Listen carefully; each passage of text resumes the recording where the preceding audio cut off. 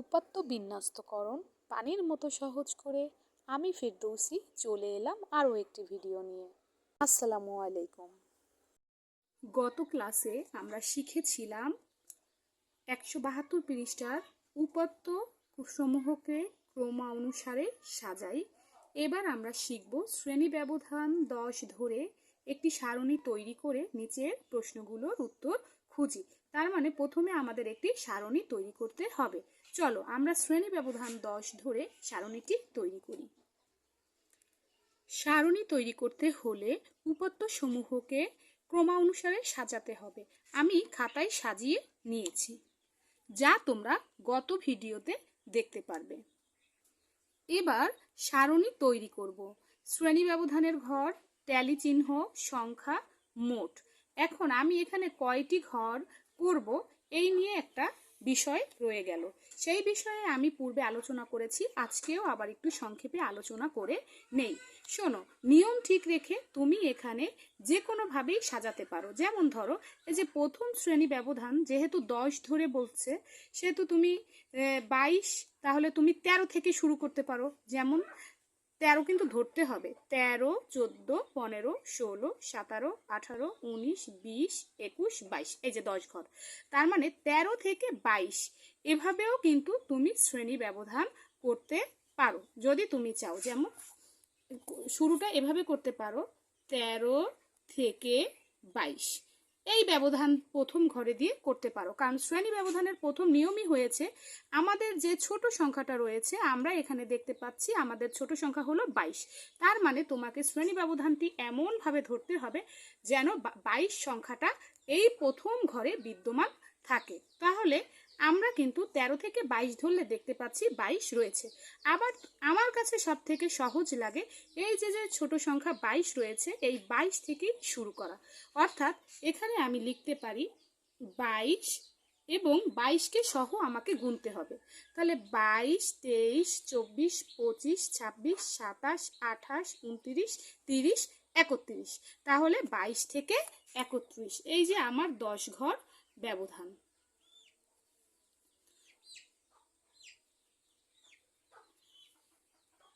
আমি তো ঘর করে নিয়েছি, কিন্তু তোমরা যখন ঘর করবে তখন এই যে কতগুলো ঘর করবে, কিভাবে করবে সেই বিষয়টা একটু বলে দেই। তুমি এইটা একটু রাফে করে নিবে, মানে প্রথমে ঘর না করে তুমি এই সারণী তৈরি করার আগে তুমি একটু রাফ করে নিবে।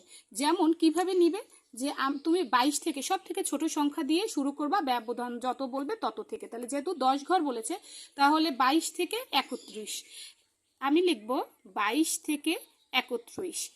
এই এবার আমি আবার লিখব 31 গেল 32 থেকে 10 ঘর। 32 থেকে 10 ঘর আমরা গুনি, 33, 32, 33, 34, 35, 36, 37, 38, 39, 40, 41।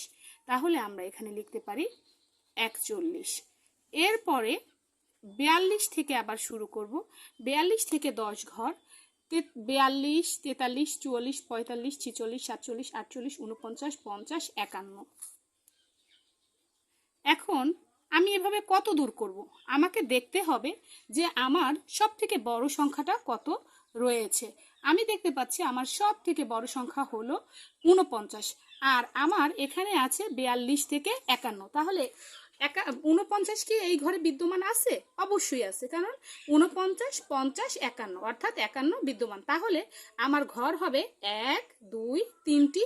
এই 3টি হলো আমার অঙ্কের জন্য, আর এই ট্যালি চিহ্ন, এই যে শ্রেণী ব্যবধান, এই টাইটেল লেখার জন্য একটা ঘর, আর মোটের জন্য একটা ঘর। অর্থাৎ আমাকে কয়টা ঘর মোট করতে হবে? 5টি ঘর করতে হবে। যদি তোমরা পরীক্ষায় আগে এভাবে একটু রাফ করে বের করো, তাহলে এই ঘরটি আঁকতে তোমাদের সুবিধা হবে। আজকের ক্লাসের আমি বিশেষ করে জোর দিয়েছি এই ঘরটা আঁকা নিয়ে। অনেকেই দেখা যায় সারণী করতে পারে, ট্যালি চিহ্ন বা সংখ্যা লিখতে পারে, কিন্তু কয়টি ঘর করবে সে বিষয়ে কনফিউজ থাকে। আমি কনফিউশন দূর করার জন্য আমি সহজভাবে তোমাদের দেখিয়ে দিলাম, তোমরা এইভাবে নিয়মটি ফলো করতে পারো। চলো তাহলে এবার মেইন অঙ্কে যাই। 22 থেকে 31, তারপরে হলো 32 থেকে 41, 10 ঘর ব্যবধান যেহেতু, 42 থেকে 51, দেখো, আমি তোমাদের বোঝানোর সাথে এই যে একটা ঘর বেশি করে ফেলছি।